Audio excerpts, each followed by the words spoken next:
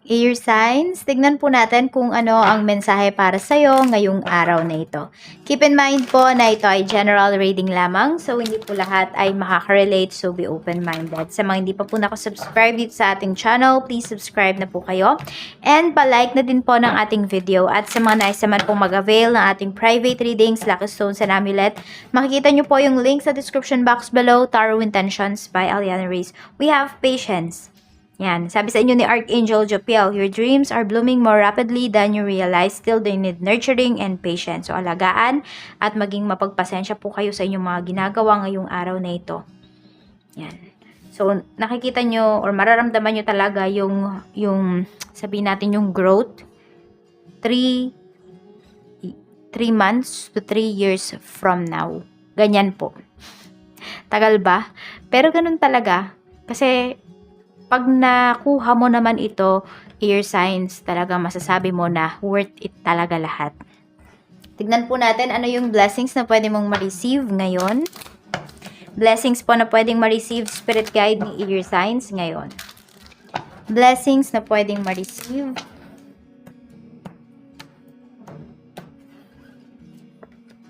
We have a blessing of forgiveness. So, forgive yourself, air signs, sa mga bagay na hindi mo ginawa, sa mga bagay na ginawa mo na pinagsisisihan mo.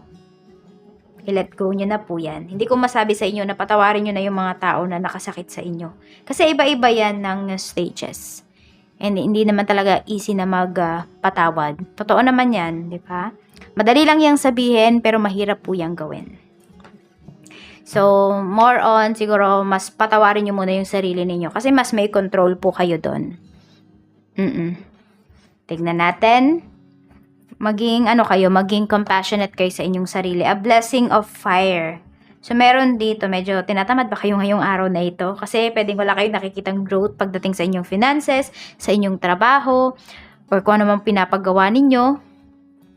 Meron tayo dito a blessing to shield and safeguard you. Okay, yung mga delays po na nararanasan ninyo ngayon, air signs is necessary po yan para makita ninyo yung mga dapat ninyong baguhin. So, yan po ay guide din po yan para sa inyo. Oo. Kasi baka nabubulagan kayo dito, may mga bagay kayong hindi nakikita kasi you are very excited dito sa mga paparating sa life ninyo na nakakalimutan ninyo na may mga nakakaligtaan pala kayo, may mga na-overlook pala kayo na mga detalye na mahalaga din po dito sa growth ninyo. Tignan natin kung ano pa yung mensahe para sa'yo. Spirit guide, mensahe pa po natin. Ano pa po ang mensahe natin for air signs, Gemini, Libra, Aquarius, Sun, Moon, Rising, and Venus ngayong araw, spirit guide. So, we have number 31, we have number 3, and we have number 45. Ayan po yung mga lucky numbers mo. At brown, tapos red yung ano mo dito, yung lucky color mo, air signs. Tignan natin, ano pa po ang mensahe natin, spirit guide. What is patience? Okay, yan na, nalaglag na. Yun yung kuhanin natin. Mayroon tayo ditong storm, unexpected. Okay. So, wag po talaga kayo magmadali. May mga blessings kayo na marireceive dito unexpectedly. Tuloy-tuloy nyo lang yung mga ginagawa ninyo. Mag-focus po kayo. Air signs, magugulat na lang kayo. May mga offers na po sa inyo dito. Tignan natin. Okay.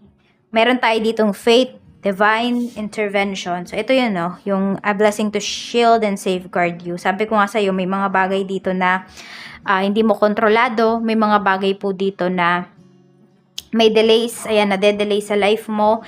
Kasi may tinuturo po sa'yo yan. So, lahat, tignan mo, puro kidlat yung nandito. Baka may ano sa inyo. Ano ba yun? Thunderstorm. Ngayong gabi na to. Ayan po. Or pwedeng umuulan ba sa lugar ninyo ngayon? Tignan natin. Mayroon tayo ditong deception, temptation. Aba. Mayroong tao dito na hindi talaga nagiging honest sa'yo. So, parang mas pinipili niya na lokohin ka. Air signs. Mas pinipili ng taong to yung bagay na makakasakit sa'yo. Ayan. So, nagiging siya. Insensitive po siya sa mga bagay-bagay ngayong araw na ito pagdating sa'yo. So, sabihin natin alam niya yung tama at mali, pero mas pinipili niya po yung mali. Tingnan natin, mayroon tayo ditong toxicity. So, toxic yung taong to. Kailangan mong protektahan yung iyong sarili, yung iyong mga goals pagdating sa taong to. Kasi, pwedeng isa siya sa mga nagbablock sa magandang energy mo. Pag nalalaman niya kung ano yung mga nangyayari sa life mo. So, mas maganda, air signs, tahimik ka na lang dito. Huwag mong paalam sa kanya kung ano ba yung mga plans mo sa buhay. Kasi, hindi siya nakakatulong. Nakakapagpabagal po siya ng mga growth sa life mo. Mayroon tayo ditong ancestor guides. Ayan o, pinoprotektahan ka talaga ng iyong mga spirit guides. Kaya wag na po kayong umiyak sa mga tao na umaalis sa life ninyo. Ibig sabihin, yung mga taong yun, hindi talaga nila deserve yung kindness mo. Hindi nila deserve air signs, yung iyong pagmamahal. So, tignan po natin kung ano pa ang mensahe for you. Spirit guide, tignan po natin ano pa ang mensahe natin for air signs. Gemini, Libra, Aquarius. Okay, we have 4 of Cups pagdating ito sa trabaho. Ayan, mukhang may biglang i-offer sa'yo dito. Alam mo yung tatahi-tahimik ka air signs ito sa trabaho mo. Tapos may biglang i-offer sa'yo na medyo mas starstruck ka, na medyo masyashock ka naman dito. Ayan, so it's up to you na lang kung tatanggapin nyo ba to. Medyo may gulat factor. Tignan natin. We have the Hierophant. Kailang nakabaliktad kasi siya. So, pagdating ito sa business mo. So, may mga tao dito na parang ayaw yata kayong i-guide your signs. So, parang meron kang mga hinihingian ng tulong dito pagdating sa iyong negosyo. Pero yung mga taong to, tumatanggi sila. Okay lang yan, air signs. Ibig sabihin, sabi ko nga sa'yo, dinadirect ka ni universe sa mga tao talaga na makakatulong po sa'yo. Or kung wala talagang taong makakatulong sa'yo, maybe ma-experience mo to ng sarili mo. Okay? Ma-discover mo yung mga bagay-bagay because mararanasan mo ito. Ayan, baka pwedeng ikaw na lang yung maging mentor kasi may mga tao pala dito sa paligid mo na medyo madamot in your signs. Tignan natin. Pero alam mo, ang ganda po ng iyong sales ngayong araw na ito. Okay, meron dito mga dala-dala parang mga isang plastic. Parang sabihin natin, kada may bibili sa'yo, isang plastic talaga ng parang medium size yata yun or large. Ganun kadami yung bibilhin nila sa'yo. Air signs. Okay, so tingnan natin. Mga galante. Meron tayo ditong the star. Okay, pagdating po sa iyong finances. So, kung sino man itong nanloloko sa'yo, air signs, ayun, babalik po yan kaagad sa kanya, sa totoo lang. Oo. The star. 9 of Wands. Ingatan mo lang dito yung iyong finances. Yan.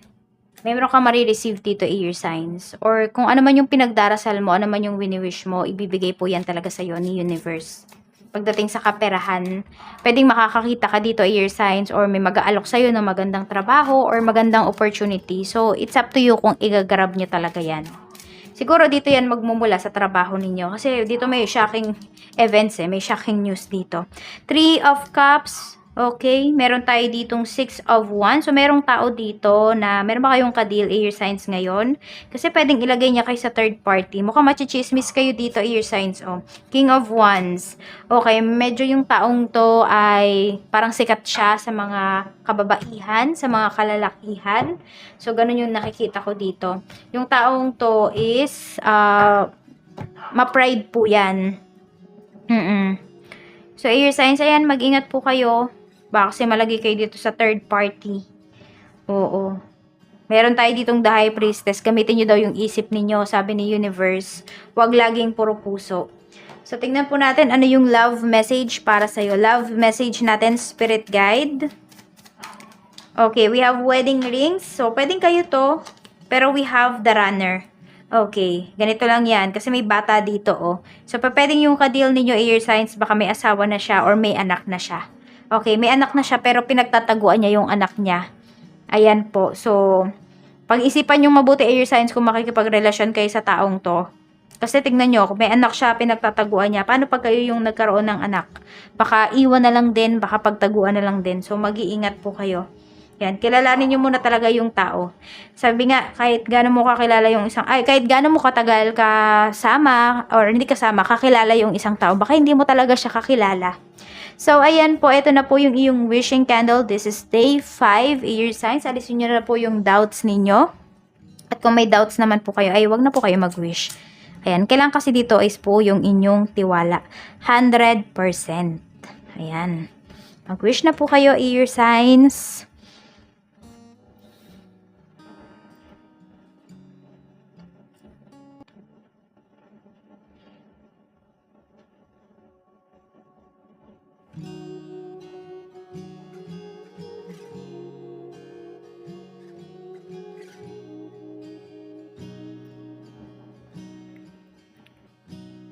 I-seal na po natin ang wishes mo.